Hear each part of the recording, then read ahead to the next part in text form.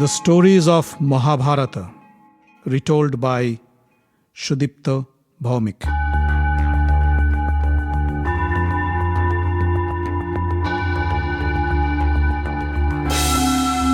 Welcome, dear friends, to another episode of the stories of Mahabharata.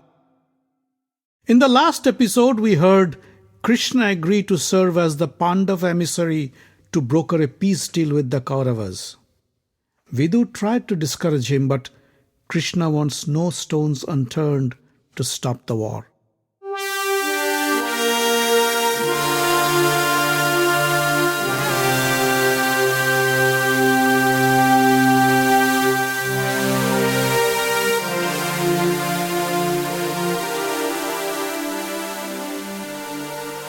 A frustrated and disappointed Krishna arrived at Kunti's place. He paid his respects to Kunti and narrated the disastrous events that took place in the palace. Kunti was outraged. "I think it is futile to make any further attempts for peace. Ask Yudhishthir to shed off all thoughts of peace and prepare to use his might to win back his throne." Yudhishthir's attitude is more like a Brahmin than a Kshatriya. He thinks more than he acts. Tell him, Lord Brahma created the Kshatriya from the muscle of his arms. That's why a Kshatriya should always use his muscle power to resolve a dispute.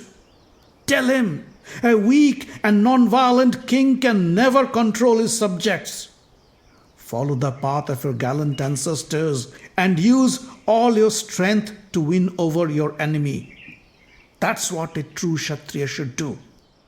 How shameful it is that I, being the mother of the great King Yudhishthir, have to depend on the pity of others for my survival. Shame on such a son. Krishna tried to console her. "My dear aunt, don't worry. Your days of misery are over. Your sons will soon become the rulers of Hastinapur and you will be the queen mother.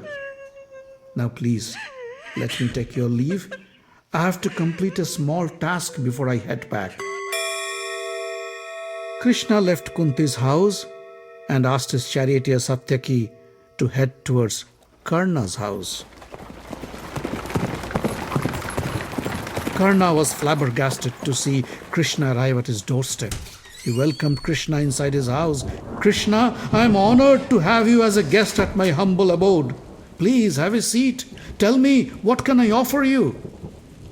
Krishna sat down on an ornate throne and said, "My dear Karna, I am here with a proposal. If you accept, I will have whatever you offer me. But first, listen to what I have to say." "Fair enough," said Karna as he sat next to Krishna. "Tell me what you have to say." Krishna paused for a moment and then said, "Karna, you are well read and well versed in the scriptures. You must be aware of the intricate rules and laws prescribed by the learned Pandits. One such law says that if an unmarried woman gets pregnant, the child can either be Kanin or Sahoda.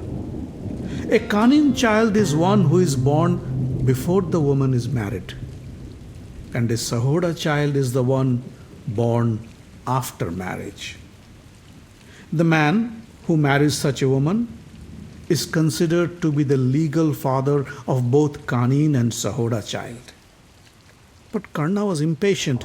"Yes, I know, but why are you telling me this?" Krishna said, "Karna, you are the Kanin son of Kunti, and Pandu is your legal father." Karna was shocked. He stood up and said, "Are you out of your mind? Please hear me out before making any conclusion. Your mother, Kunti, when she was only a teenager, received a boon from Rishi Durvasa, a mantra that gave her the power to summon any god and have a child from him.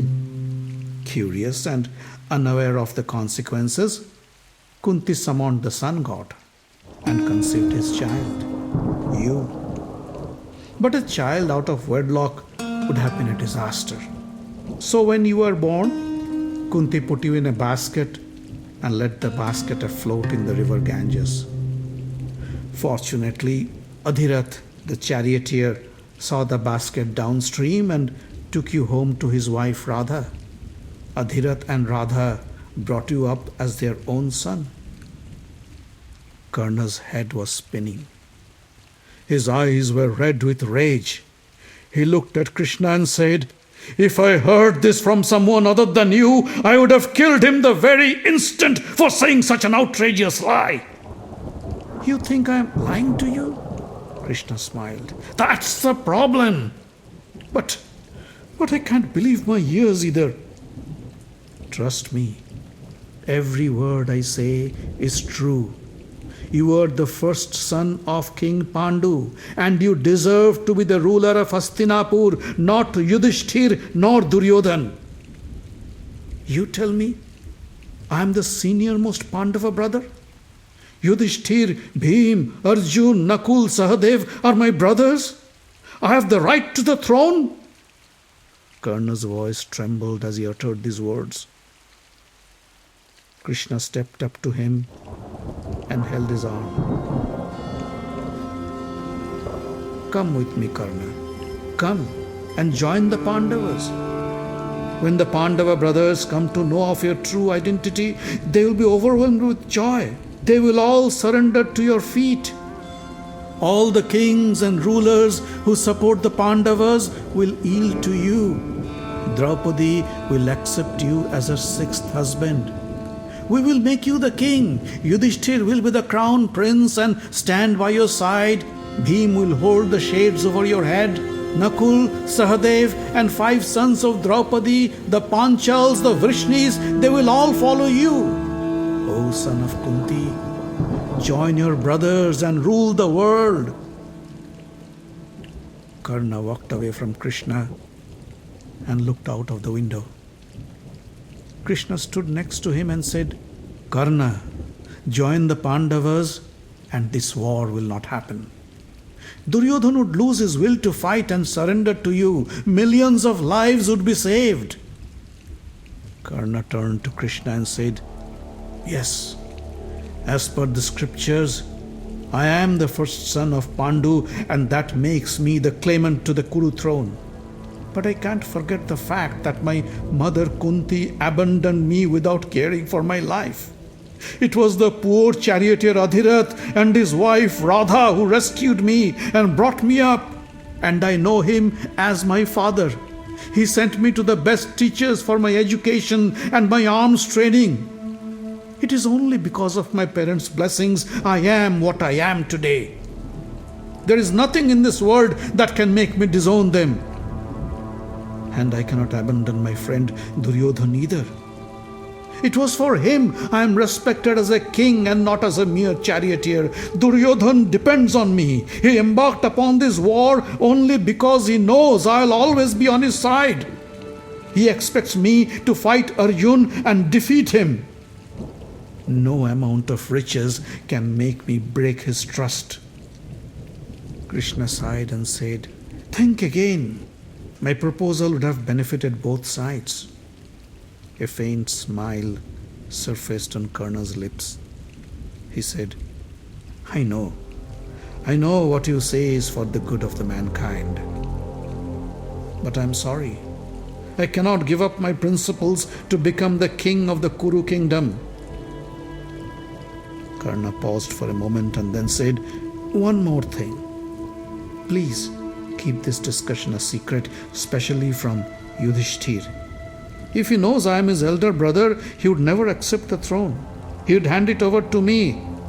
And if I get the throne, I'd hand it over to Duryodhana. So I say, let Yudhishthir be the king, and you his advisor, and Arjun his protector. I only pray to you, bless those who die in this war of Kurukshetra to attain the heavenly abode."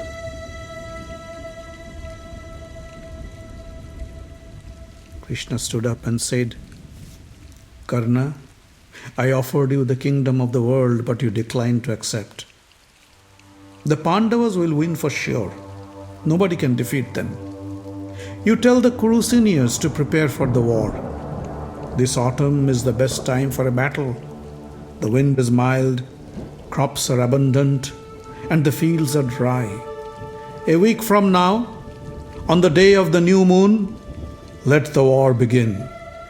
Tell the kings and warriors on your side their wishes will be fulfilled. They will all die and go to heaven. Krishna turned around to leave. Karna stopped him and said, Krishna, before you leave, let me ask you a question. Why are you doing this? Why this acting, this show? You know very well that nobody can prevent this bloody war. Duryodhana, Dusashan, Shakuni or me, we are mere excuses for the inevitable. I have had horrible nightmares. I saw you holding a blood-drenched earth in your hands. You toss it over to Yudhishthir, who, while sitting on a pile of skeleton, grabs the earth and devours it. Krishna, with a stern look, said, My words had no effect on you. Hence, destruction is inevitable. Karna laughed and said, So be it. But now, give me a hug before you leave. Who knows if we'd get this chance again. Karna moved up to Krishna and wrapped his arms around him in a warm embrace. Moments later, Krishna stepped out of Karna's home and mounted his chariot. Let's go, Satyaki. We have no time to lose. Krishna's chariot sped away to the city of Upaplabhya, where the Pandavas were waiting eagerly to know about the outcome of his meeting.